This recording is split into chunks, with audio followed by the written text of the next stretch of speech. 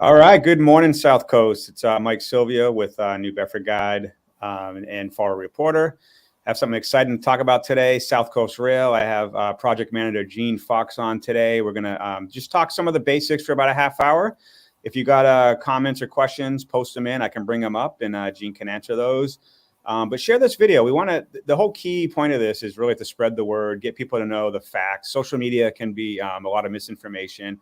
I want to bring in the top expert in the fields. We do it with hospitals and doctors, and now we're bringing in someone who really is a project manager of South Coast Rail. So welcome, Gene. I really appreciate your time. My pleasure. Thank you for inviting me. Yeah, if you could just give people a little bit of a background on yourself and kind of for people who maybe not have heard of South Coast Rail, what a 101 on it is. Yeah, so South Coast Rail is basically a commuter rail reconnection. Trains ran to New Bedford and Fall River up until 1959. So what happened then? What happened was the interstate highway system, car in every driveway, and the train systems had financial difficulties and eventually went under. In the intervening period, however, congestion on our roadways has certainly gotten much worse. We all experience, if you're driving from our area into Boston during peak period, you're spending at least 2 hours in each direction, and usually more. That's an air quality issue. That's a convenience issue. It just runs into all kinds of problems. The other thing is a rail link typically provides incredible economic development opportunities. So you look as far north as Lowell, that train connection has helped the University of Massachusetts at Lowell, has helped the city of Lowell, and has made Lowell a destination. And I foresee that happening in our region once again. There are amenities and resources here people know nothing about.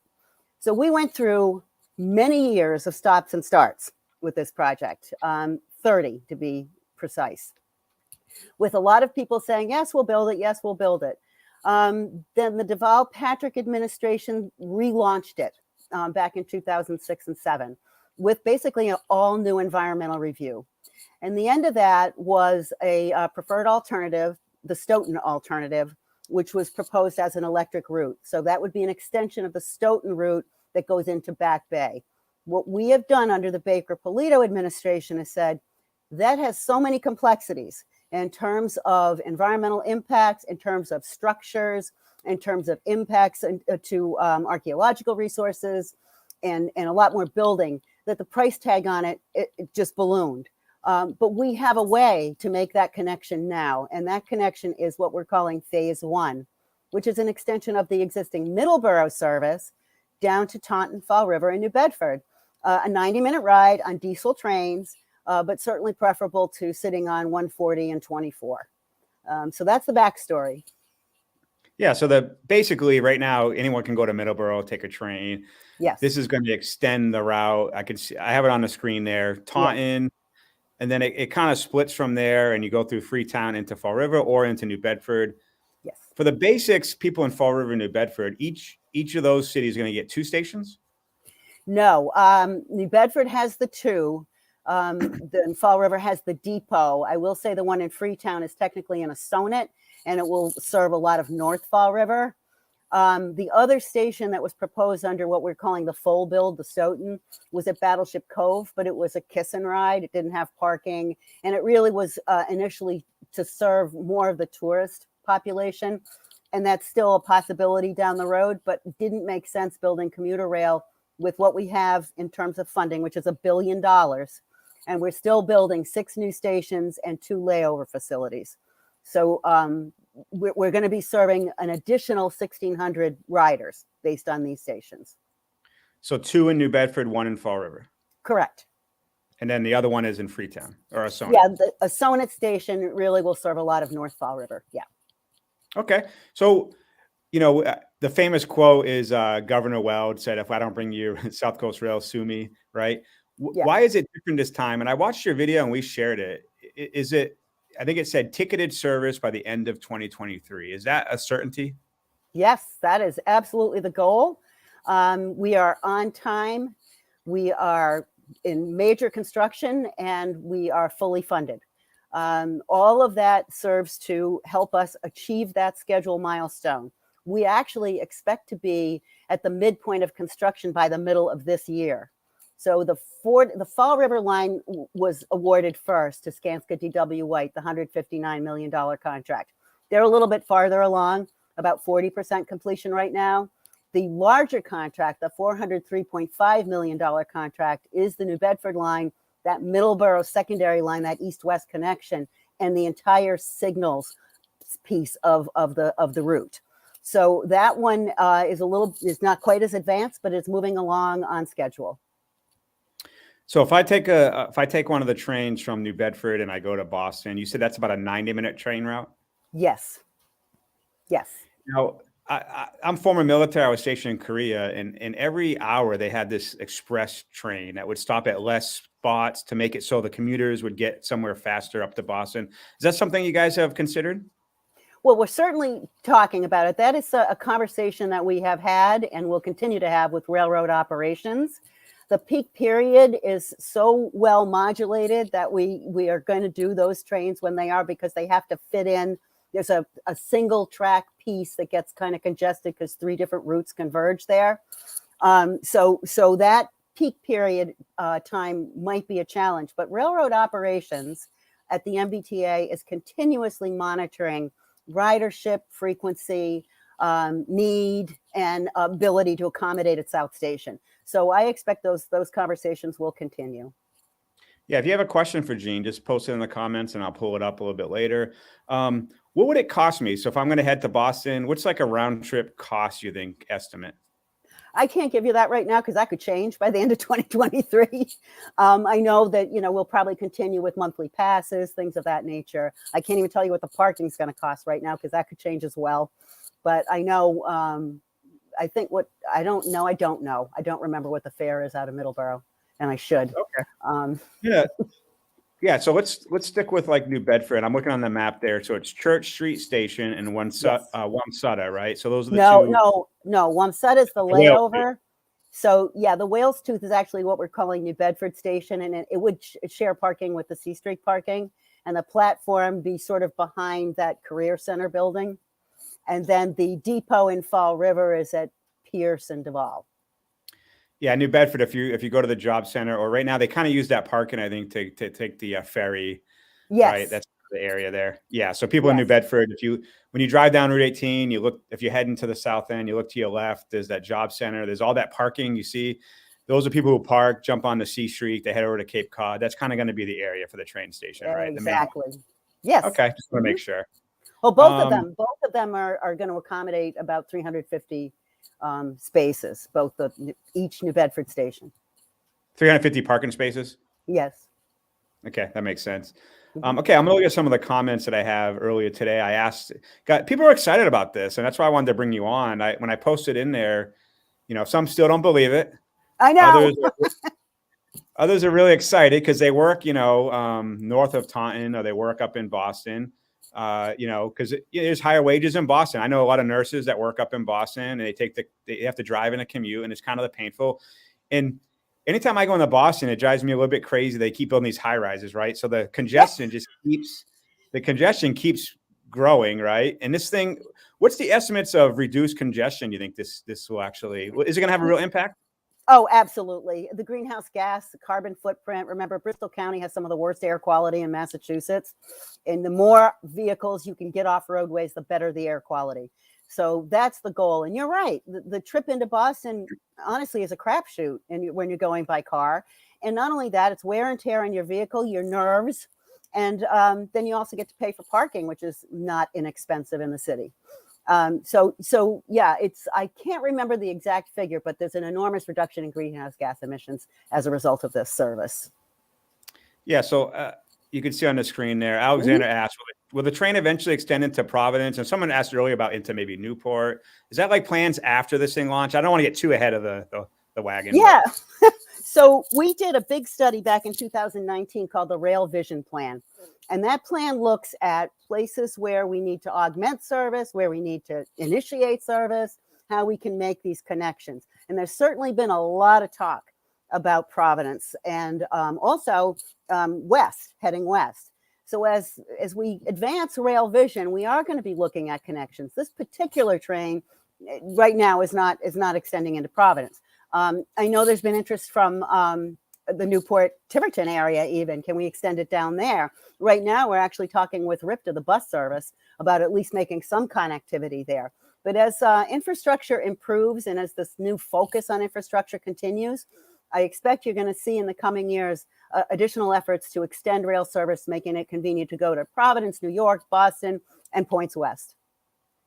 So I don't know if these are finalized yet. Obviously, we're still a year and a half out. What would a scheduled day look like? Would you see like maybe 4 trains a day? Is it going to be one in the morning, one in the afternoon? What does it kind of look like? So right now, what we are projecting and what our schedule reflects is 3 peak period trains to each of the cities of Fall River and New Bedford, morning and evening, plus a couple of midday trains.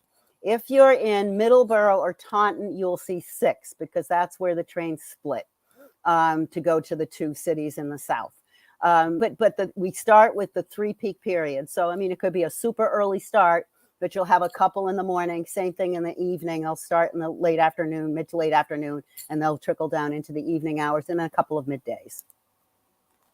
Yeah, and obviously, like we just had this blizzard. Joe Purr asked a good question. During a massive storm like we just saw, what happens? Obviously, if it's dangerous, it cancels. But we get a lot of snow, right? And it makes your commute into Boston go from like an hour to 2 hours.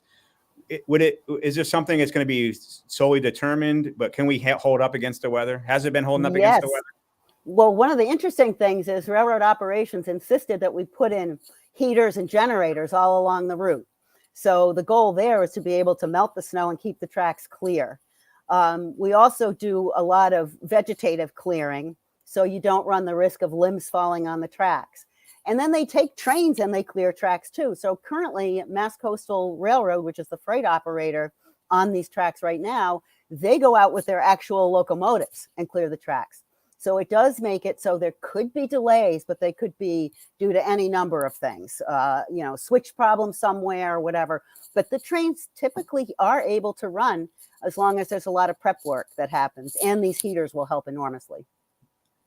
So Alexander asks, will CERTA bus run 24/7? So I'm guessing that you're obviously going to work with like the taxi, the Ubers, the buses. Like what's it going to be around surrounding a train station? Like how can you go from getting off and maybe I don't have someone picking me up? Am I going to have a bus availability and those kind of things? Well, it's an excellent question. And we did do a feeder bus service report. So the goal is to have the CERTA buses available and sync up with the schedules for the trains. The 24/7 depends on their funding and their planning. But certainly for meeting the trains, the goal is to definitely have bus service synced up with our train schedule. And we're working constantly with them. They've been great partners in all of this. Tara asks, what exactly is going in the location on North Main Street in Fall River? I guess, what does a train station look like? Just as a quick description, kind of. Well, that's an excellent question because it's not Union Station, it's not South Station, and it's not North Station. It's typically a platform with a canopy and a parking lot. That was what commuter rail stations are throughout the Commonwealth. Our stations, all 5 of the 6 are side platforms. So they're one platform and the tracks are directly in front of you. Taunton has a center island platform. It's got tracks on both sides because it's double tracked there. For the most part, it's the same scenario everywhere. You have accessible parking, you have bike storage areas, the canopy, benches, other amenities, but that's pretty much what it is. What about like food and like hot coffees and those kind of things? You're going to have like something like that? No, we don't plan on doing that as part of the MBTA effort. I will say that, zoning in each of the communities and, bylaws and ordinances, it can allow for that to happen. And it does happen where there's a coffee place right nearby. So as you're walking from the parking lot, maybe you can get one. That is not part of our plan right now. We just need to get this built. So what are the completion dates for the New Bedford stations? So the New Bedford station should be substantially complete by the in the spring to summer of 2023. We need the last 6 months or so to do all our testing and commissioning. Great question. Yeah, Colin asks, what's the positive economic impact do you see South Coast Rail for Fall River? Well, I honestly already see it. I see it in terms of the incredible housing stock in Fall River. I'm already hearing from folks that a lot of Boston retirees, for example, are very interested in relocating to Fall River because the housing stock is exceptional. The region has so many amenities and resources that Bostonians really haven't had access to. We're now providing that access. Also, it's reciprocal. So from our region, we can go up and get the mecca of healthcare. We can go take advantage of the theaters. There's a lot of things both ways that will work. This is reconnecting. This connection, 45, 50 miles, 60 miles isn't a lot, but it makes it really hard to get from point A to point B without a train. Yeah, Jim asks, will the city and surrounding towns have to pay an assessment for the commuter rail service? I believe city and towns served by the MBTA have such a fee. Yes, typically they do. And they also have one for the bus service. So sometimes the bus service, the assessment for the bus service can translate into the city service. And each one is different. That specifically, I can't address each city right now, but each assessment is different based on utilization. Yeah, and if you look at the old photos of the old train stations, they look really beautiful, right? So They Jim do. also asked, any chance there'll be a facade place on the new Fall River that replicates the original Brown Bowenville station? It is a gorgeous station. I have pictures of that as well. Absolutely gorgeous. We have to build everything according to MBTA standards and protocols, and that's what we're doing. That isn't to say, as has been done elsewhere, that there isn't a way to do some beautification down the road. But ours is very specific as to what we provide for commuter rail stations. Yeah, if you got a comment, question, if you just joined, I'm with South Coast Rail Project Manager Gene Fox. Post them in there, I'll bring them up. These have all been really good questions. David Jr. earlier today asked, is there going to be security on the trains? Well, there's security at the stations. There's a lot of cameras and lighting is a big deal. The security is what the MBTA provides right now. And we don't see a lot of incidents of issues on commuter rail trains. But certainly we monitor it. The MBTA police are tuned in, and we've been talking with them as well, because we are extending down to an area that's pretty far out of the city. So yeah, we'll continue our discussions about security, but I can assure people that in terms of the parking lots, security is a top issue, which is why we're doing a lot to make sure we keep the stations and the parking lots as safe as possible, particularly when it's dark. Cynthia asked about, when you go to Logan, there's the Uber, Lyft kind of drop-off pickup spots. Is that something that's going to go to these stations as well? Sure, and we have what we call transition plazas. So there's places where you can drop off on your Uber or your Lyft, or your spouse, significant other, or relative can drop you off.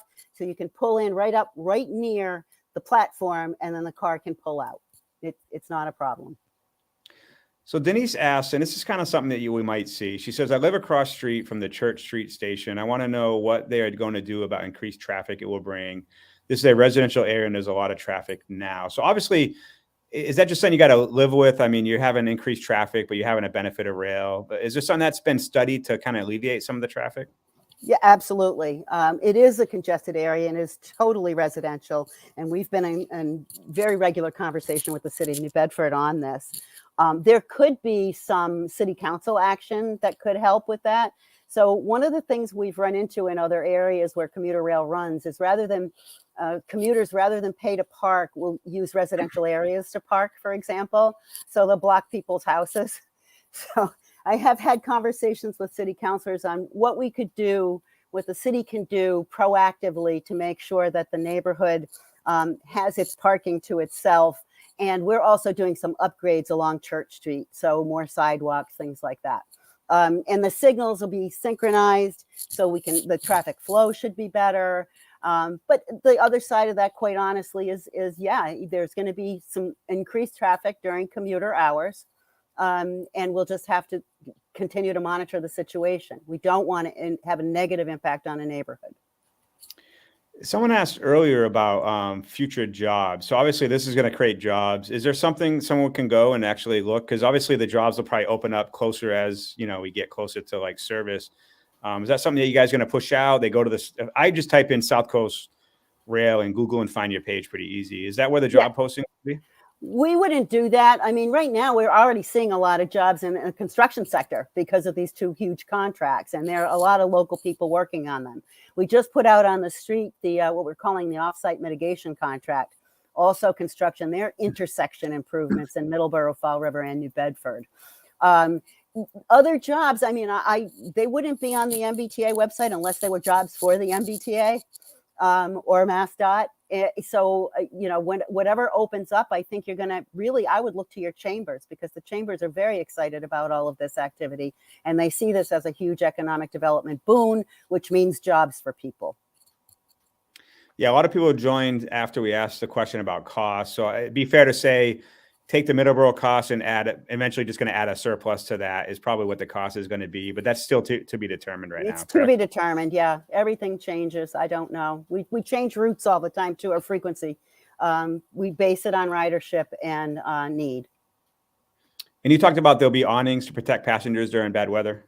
Canopies. Yeah. Mm-hmm. Canopies. Okay. Let's see. So how many, if I go on the New Bedford route, and this is Chris McCartan asked, if I go New Bedford to Boston, how many stops total is that going to be? Ooh, I have to do the math. I'm looking at the map on there right now, but it's probably going to be about a dozen or so. See all those stations that already exist. So all of the Brockton ones, Bridgewater, all of those, we're stopping at all of those. Plus the two that you see in New Bedford, plus they'll stop in Taunton and Middleborough.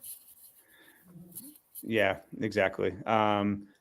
Let's see. And what does the actual stop take? Is it is it a few minutes, or is it something that just you see not long? You see those internet videos where you almost got to jump on as it's moving, but it's going to be a quick stop, right?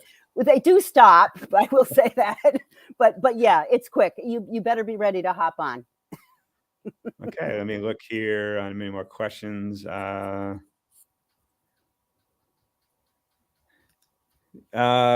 Joanne asks, can you provide info on what a layover site will look like when completed? Certainly. It's going to have a small crew building for the people that operate and maintain, or not maintain, but clean the trains. And it's going to have 6 sets of tracks. So we'll park 4 train sets every night there, but you have 2 sets of tracks in addition, in case you need to pull something off to get it towed to be fixed. So we have, and also for expansion purposes. So it has the 6 sets of tracks, a crew building. It's a secure area. It has a small parking lot for the crew, and it's not accessible to the general public. Okay. Let's see. Looks like I got everyone. Not sure I would answered. Oh, someone was asking about, is it going to be weekends as well? Or is it just weekdays? Or is there less travel on the weekends, or?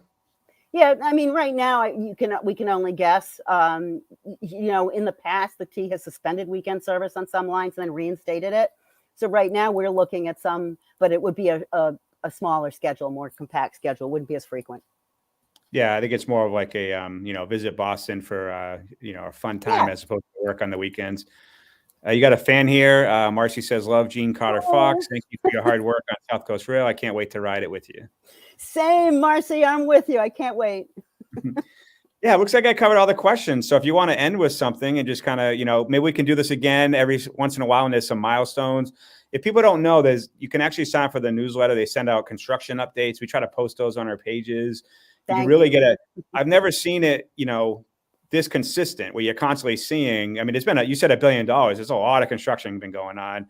In New Bedford, you drive around, you kind of see. I remember it was a year or two ago when the Army Corps was reinforcing all the bridges. Yes. Now you're seeing more localized sites being worked on. You can see it this time where you didn't see it in the 80s and 90s, right? Now we're seeing it.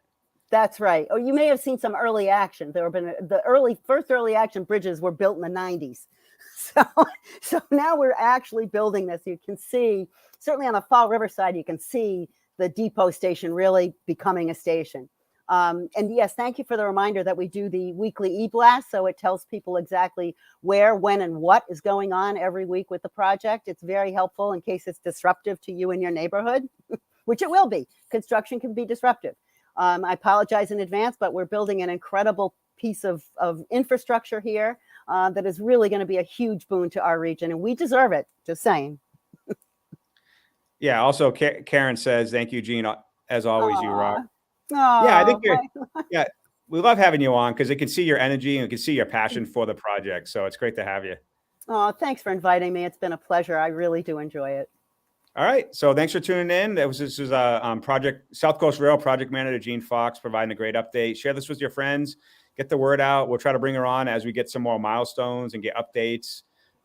Just head over to the website, type South Coast Rail in Google. You can get all the info you need. Sign up for that newsletter.